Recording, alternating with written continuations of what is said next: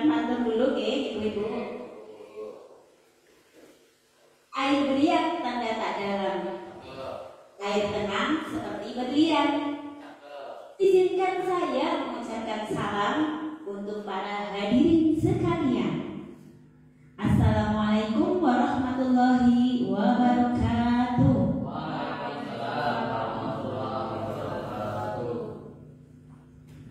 Yang terhormat Kepala SD Negeri Gandrung Mangun 02 dan yang kami banggakan calon guru penggerak dan Bapak Ibu guru SD Negeri Gandrung Mangun 02. Puji syukur kehadirat Allah Subhanahu wa taala yang telah memberikan rahmat, taufik dan hidayahnya sehingga kita dapat berkumpul dalam acara Diseminasi Budaya Positif Modul 1.4 SD Negeri Gandrung Mangun 02. Senin 12 Agustus 2024. Sholawat serta salam senantiasa kita haturkan kepada junjungan kita Nabi Agung Muhammad Sallallahu Alaihi Wasallam yang senantiasa kita nantikan syafaatnya di yaumil akhir. Amin ya rabbal alamin. Bapak Ibu, untuk menyingkat waktu saya bacakan susunan acaranya. Acara pertama yakni pembukaan, yang kedua menyanyikan lagu Indonesia Raya, yang ketiga sambutan Kepala SD Negeri Gandrung Mangun 02, yang keempat materi, yang kelima tanggapan, dan yang keenam penutup. Marilah kita buka acara pada siang hari ini dengan membaca basmalah bersama-sama. Bismillahirrahmanirrahim. Yang kedua menyanyikan lagu Indonesia Raya. Kepada yang bertugas, Bu Bekti disilahkan.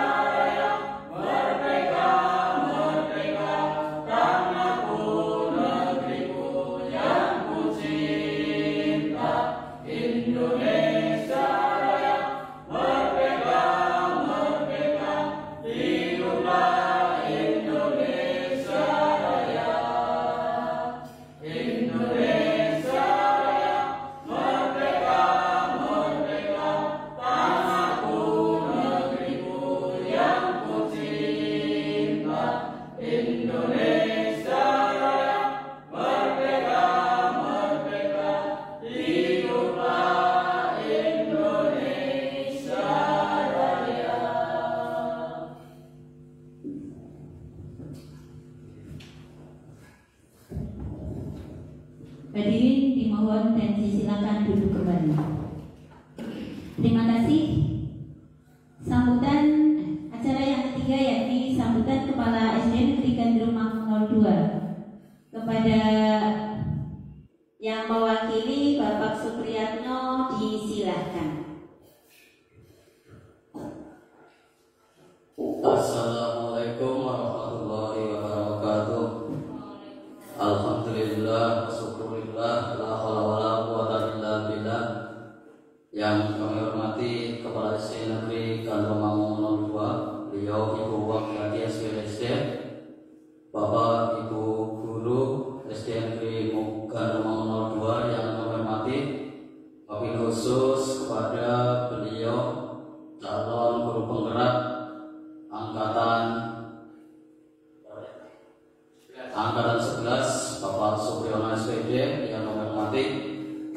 Langsung saja pada kegiatan siang hari ini, alhamdulillah kita bisa mendampingi Bapak Supriyono dalam kegiatan diseminasi materi yang nanti akan dipandu oleh Bapak Supriyono.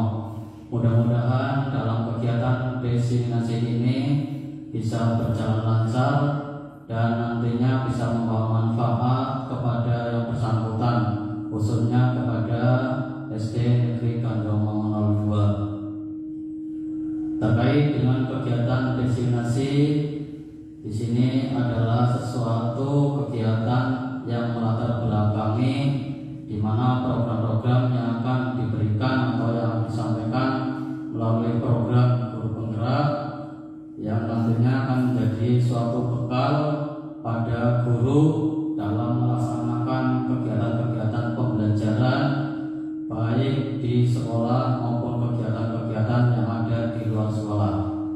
Demikianlah yang dapat kami sampaikan. Sekian. Wassalamualaikum warahmatullahi wabarakatuh. Kepada Bapak Supriyono, selamat melaksanakan kegiatan diseminasi.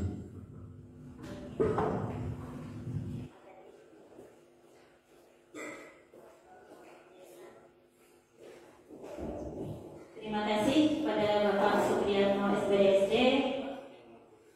Acara yang keempat yakni materi yang akan disampaikan oleh narasumber calon guru penggerak kepada Bapak Supriyono SPD, silakan.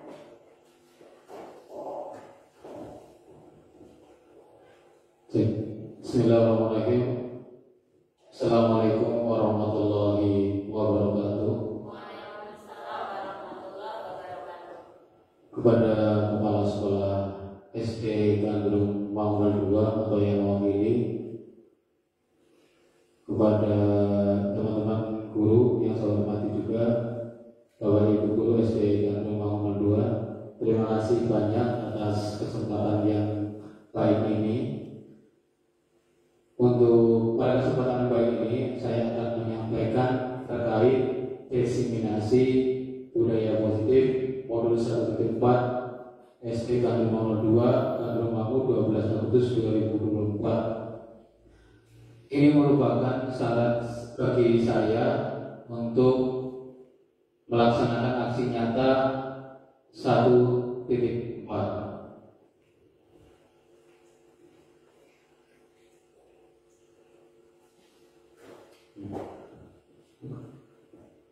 Di sini yang pertama, di sini ada ibu fasilitator saya, namanya Ibu Lili Ferawati, berasal dari Rembang. Kemudian selanjutnya ini ibu pengajar praktik yang sudah beberapa kali mendampingi saya di CGP angkatan 11, Ibu Giyanti. Kemudian ini saya sendiri, Supriyono, CGP angkatan 11 Kabupaten Cilacap. Nah, ini foto ketika diambil di SD kita tercinta, yaitu di PMI pertama untuk mendampingi individu pertama kali pengajar petik datang ke sekolah kita. Kemudian sebelum mulai kita screening dulu ya Bapak Ibu. Iya, nanti mohon kepada Bapak Ibu mohon berdiri sebentar. Kita melemaskan otot-otot yang kayaknya sudah dari pagi sampai siang ini masih kaku lah. Kita lemaskan sebentar. Coba dibuka screeningnya.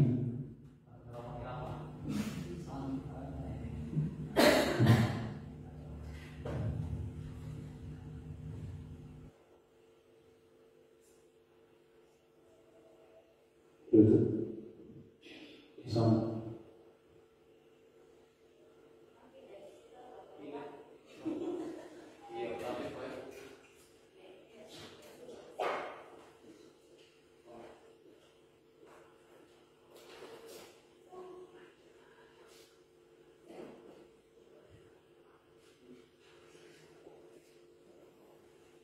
Bapak Ibu,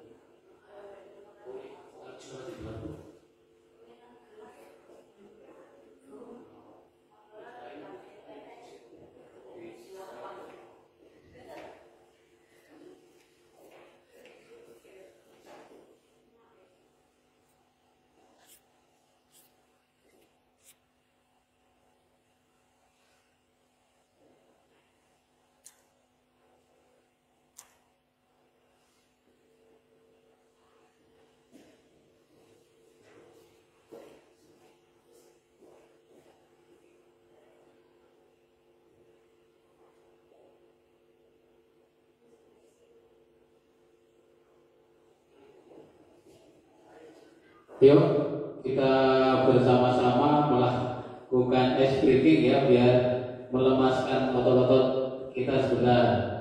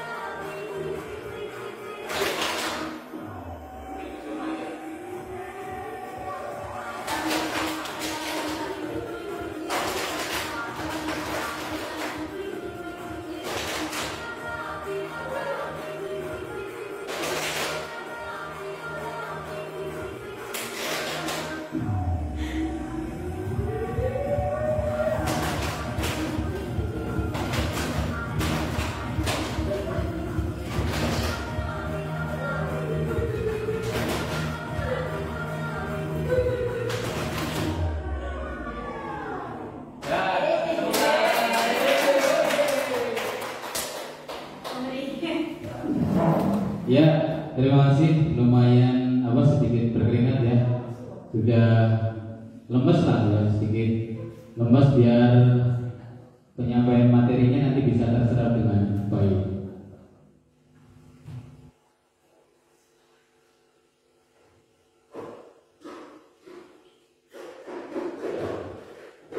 Untuk materi kali ini, yaitu yang pertama adalah perubahan paradigma belajar. Kemudian disiplin positif. Selanjutnya adalah motivasi perilaku manusia. Kemudian kebutuhan dasar, posisi kontrol restitusi. Selanjutnya adalah segitiga restitusi, dan yang terakhir adalah pengalaman dan pembelajaran. Budaya positif dan nilai-nilai kebajikan universal. Nah, ini sudah saya memfoto ya kegiatan yang budaya positif di sekolah kita, yaitu 5 kemarin sudah dibahas juga terkait 5S atau budaya kita, itu apa itu 5S ya kemarin ya? Salam, sabar, senyum, sopan santun. Nah, itu sudah kita terapkan di sekolah kita.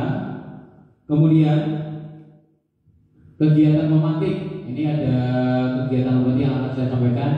Silakan sambil dilihat Bapak Ibu. Anda bayangkan, Anda dan teman Anda akan melakukan kegiatan cobalah buka. Ya, cobalah buka. Anda adalah A dan teman Anda adalah B. Anda mengepalkan salah satu tangan Anda. Coba Bapak Ibu.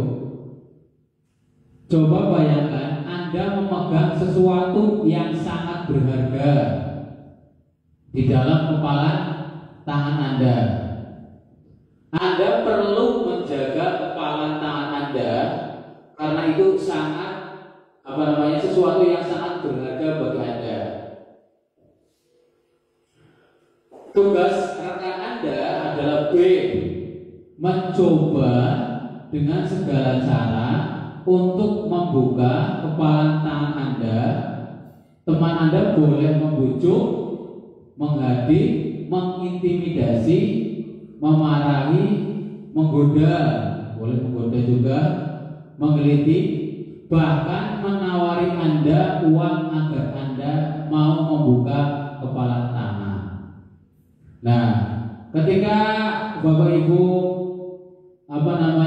melakukan hal tersebut, apa yang Anda atau Bapak Ibu lakukan? Coba Pak Kuriat. Iya, menjawab gak apa-apa. Tidak ada yang salah, nanti boleh menjawab.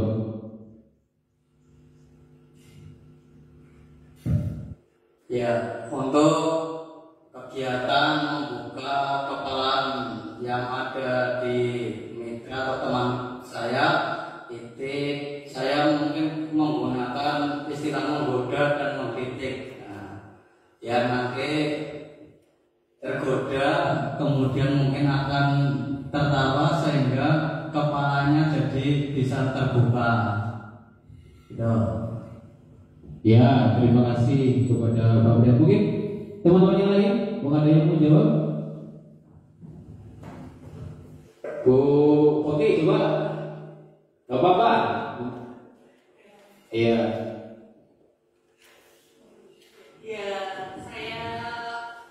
kalau menurut saya mungkin yang akan saya lakukan membujuk atau merayu. Ya, terima kasih.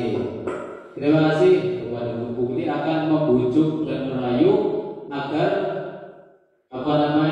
temannya itu membuka kepala tangan. Lanjutnya Ibu. Nah, jawaban pertanyaan berikut. Apakah Anda membuka kepala tangan? Mengapa alasan Anda membuka kepala tangan? Nah, tadi sudah ya. Jadi apakah Anda B dan Bapak sudah membuka tangan? Mengapa alasan Anda membuka kepala tangan? Kemudian yang kedua, apakah Anda atau B menutup kepala tangan? Mengapa Anda atau B menutup kepala tangan? Dan yang terakhir, dalam pertanyaan ini sesungguhnya siapa yang memegang korban itu untuk menutup tangan? Lanjut Bu, boleh. Nah, jawaban yang pertama, jawaban nomor 1 dan nomor 2 adalah bervariasi antara yang bersedia membuka dan yang tetap bertahan Dan untuk pertanyaan ketiga, siapakah yang memegang kontrol atau menutup kepalan tangan atau berusaha dengan segala cara untuk membuka kepalan tangan rekannya? Jawabannya tentu saja diri kita sendiri, karena yang mengontrol kepalan tangan kita, apakah membuka atau menutup kepalan tangan kita, itu tergantung dari masing-masing sesuai kebutuhan dasar kita. Perubahan paradigma teori kontrol atau teori pilihan ilusi kontrol. Seorang pendidik, Dr. William Glasser, kontrol teori kemudian berkembang menjadi choice teori, meluruskan miskonsepsi tentang makna kontrol. Yang pertama adalah ilusi guru mengontrol murid. Kemudian yang kedua, ilusi bahwa kritik dan membuat orang merasa bersalah dapat menguatkan karakter. Kemudian yang ketiga, ilusi bahwa semua pengawasan positif efektif dan bermanfaat. Yang keempat, ilusi bahwa orang dewasa memiliki hak untuk memaksa. Perubahan paradigma stimulus respon teori kontrol atau teori pilihan. Siapa sesungguhnya yang memegang kendali? Nah, ini bisa ada pembahasannya. Bagaimana seorang bisa berubah dari paradigma stimulus respon kepada pendekatan teori kontrol, stable and recovery, principle centered leadership tahun 1991 mengatakan bahwa bila kita ingin membuat kemajuan perlahan sedikit-sedikit, ubahlah sikap atau perilaku Anda. Namun bila kita ingin memperbaiki cara-cara utama kita, maka kita perlu mengubah kerangka acuan kita. Ubahlah bagaimana Anda melihat dunia, bagaimana Anda berpikir tentang manusia. Ubahlah paradigma Anda, skema, pemahaman, penjelasan, aspek-aspek tentang realitas satunya kenyataan lah. Kemudian perubahan paradigma stimulus respon teori kontrol atau teori pilihan. Nah, ini ada dua kolom. Yang pertama adalah stimulus respon, kemudian teori kontrolnya itu bagaimana. Yang pertama, realitas atau kebutuhan kita untuk stimulus responnya. Kemudian untuk teorinya adalah realitas kebutuhan kita itu berbeda-beda, ya, tidak sama, ya. Artinya setiap individu mempunyai kebutuhan yang berbeda-beda. Kemudian semua orang melihat yang sama untuk stimulus responnya. Kemudian teori kontrolnya bagaimana? Setiap orang memiliki gambaran yang berbeda. Kemudian stimulus respon untuk kita mencoba mengubah orang agar berpandangan sama dengan kita.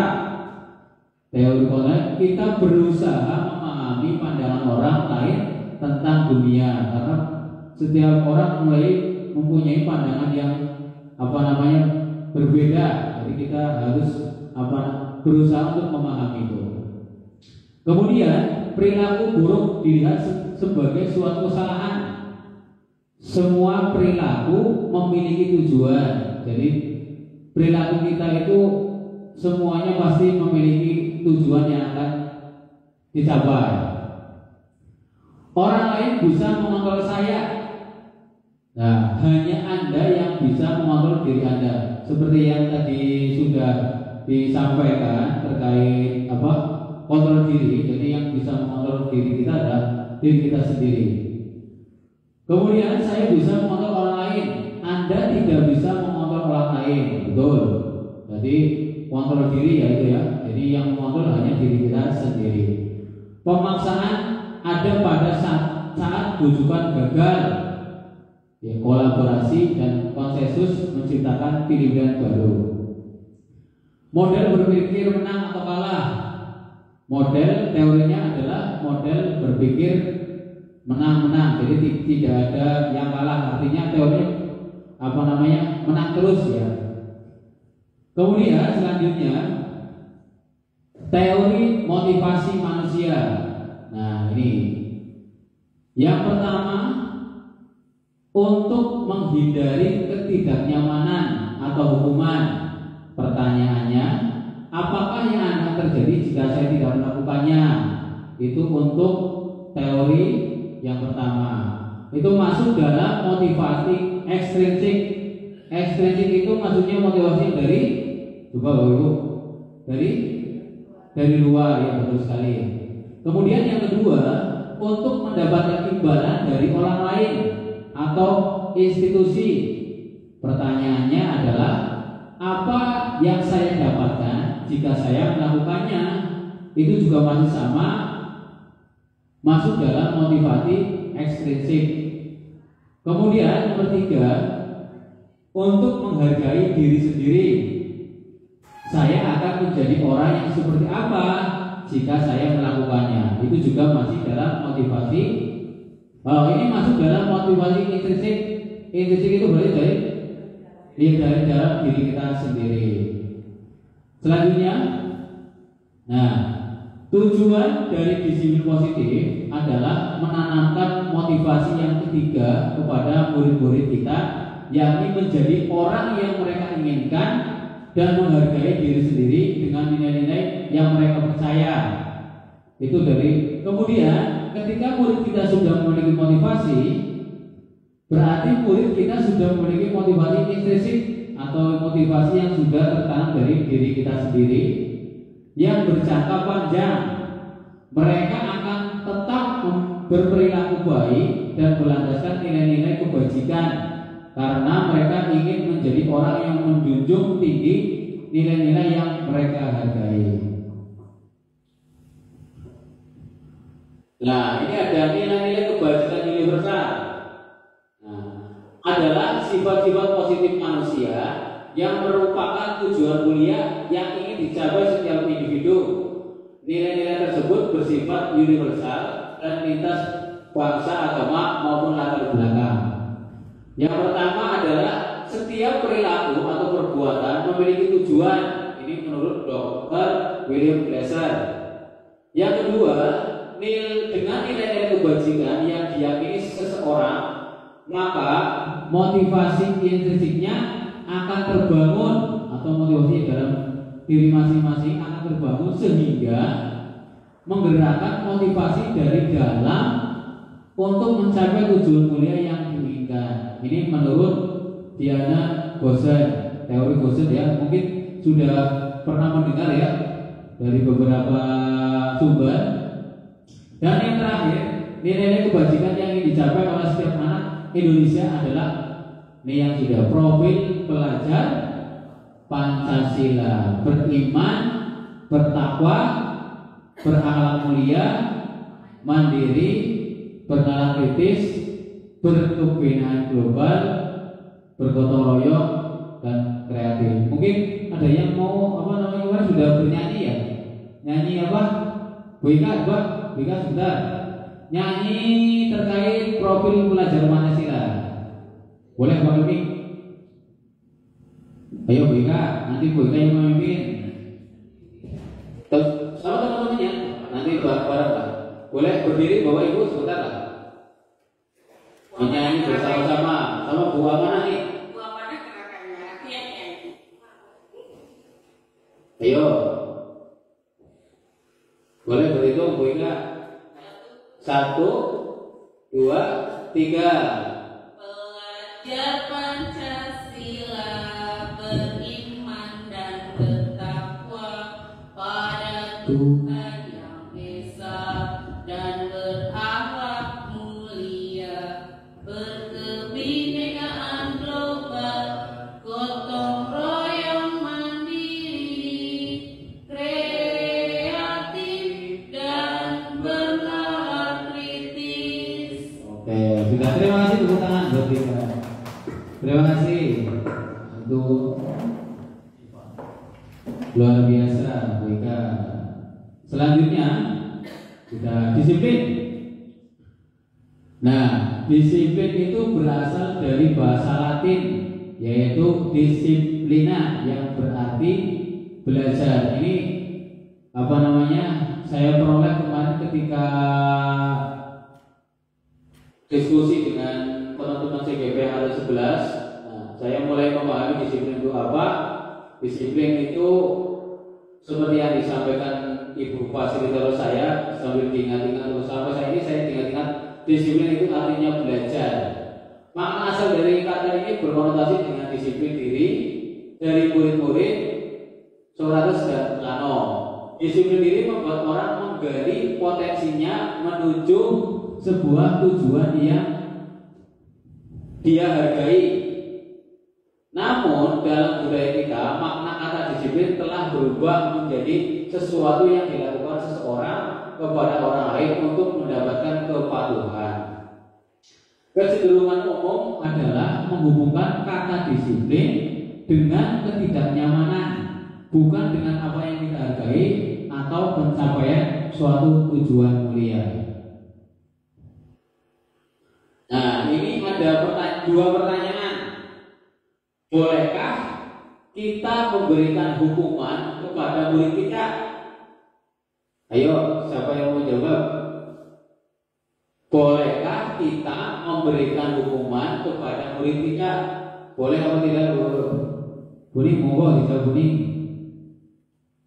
Boleh, tapi itu yang mendidik dan menuntut kedisiplinan anak tersebut. Betul sekali. Terima kasih Buni. Boleh, yang penting itu mendidik dan untuk kedisiplinan anak. Terima kasih Buni. Bagus sekali jawabannya. Kemudian yang kedua, bolehkah kita memberikan penghargaan kepada murid kita?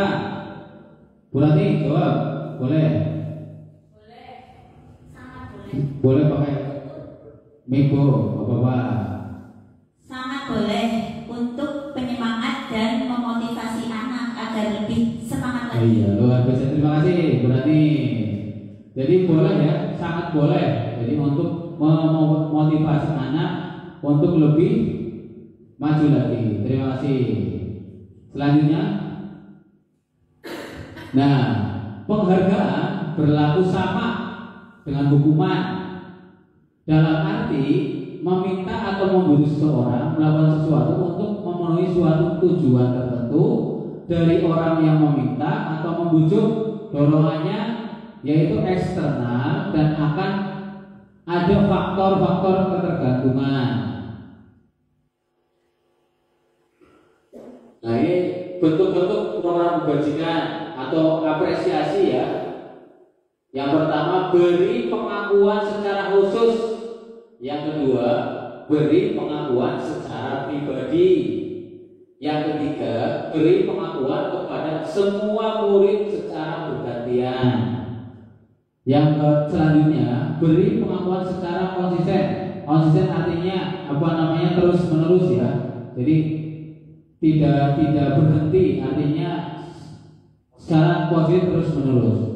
Dan yang terakhir, fokus pada proses. Jadi kita ambil prosesnya bagaimana. Contoh pengakuan atau apresiasi kebajikan ini ada contohnya. Yang pertama, kemarin saya perhatikan. Yang kedua, saya menghargai. Ini kata-katanya ya, bisa diperhatikan Bapak Ibu. Kemarin saya perhatikan, saya menghargai. Nah, nilai kebajikannya, saya empati besar sekali. Yang dua adalah kepedulianmu. Situasinya pada saat menolong murid baru di kelas kita. Yang kedua, pada saat kamu membantu teman-temanmu di tugas kelompok. Nah, itu ada dua ya. Selanjutnya, disiplin yang sudah bermakna positif terbagi menjadi dua bagian, yaitu disiplin dalam bentuk konsekuensi dan disiplin dalam bentuk restitusi. Ini ada tabel Bapak Ibu. Yang pertama, identitas gagal. Yang kedua, identitas sukses. Nah, ini ada hukuman, kemudian konsekuensi dan restitusi. Ada disiplin itu masuk dalam konsekuensi dan restitusi. Hukuman, sesuatu yang menyakitkan harus terjadi. Konsekuensinya, sesuatu harus terjadi. Restitusinya merupakan pilihan. Nah, Nah, yang kedua, tidak nyaman untuk murid hukuman ya, anak untuk jangka waktu yang panjang. Ketika anak dihukum itu biasanya teringat-ingat ya sampai waktu yang sangat panjang. Konsekuensinya tidak nyaman untuk murid